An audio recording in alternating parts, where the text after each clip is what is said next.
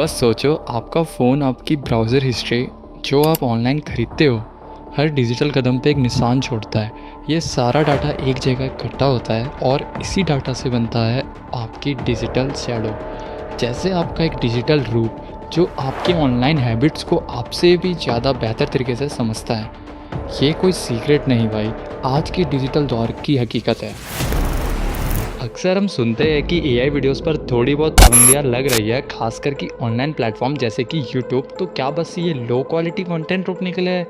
कुछ हद तक तो आप बोल सकते हो हाँ, बट इसका पूरा जवाब ये नहीं है।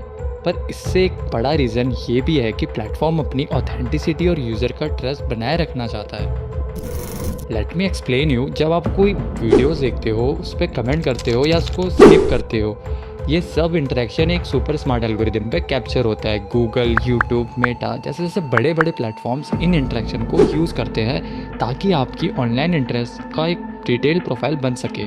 ये प्रोफाइल्स या आपके डिजिटल शैडोज इन कंपनीज़ के एआई मॉडल्स को ट्रेन करते हैं। जब आप कोई यूट्यूब पर नए वीडियोस देखते हो या आपको कोई रिकमेंड होता है या फिर मेटा पे कोई एड्स देखते हो, वो इसी एआई ट्रेनिंग के नतीजे होते हैं। उनका गोल आपको सबसे ज़्यादा रेलेवेंट कंटेंट और एड्स दिखाना है।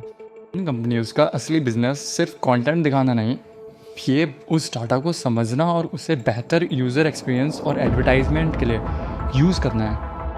ये डिजिटल प्रोफाइल्स लिटरली आप बेच नहीं सकते, ये कोई सामान नहीं है, बल्कि इनका यूज़ बिजनेसेस को बेहतर एडवर्टाइजिंग सॉल्यूशन देने के लिए बनाया जाता है। कंपनीज इन प्लेटफॉर्म को करोड़ों तक देती है ताकि उनके एड्स सही ऑडियंस तक पहुंच जाए। आपका डिजिटल शैडो इनडायरेक्टली एड्स को रिफाइन करने और यूज़र के बिहेवियर को प्रिडिक्ट करने में हेल्प करता है। और जब बात आती है एआई टूल से कंटेंट बनाने की, तो प्लेटफॉर्म की पॉलिसी का मकसद सिर्फ यही है कि ट्रांसपेरेंसी और यूज़र सेफ्टी रहे।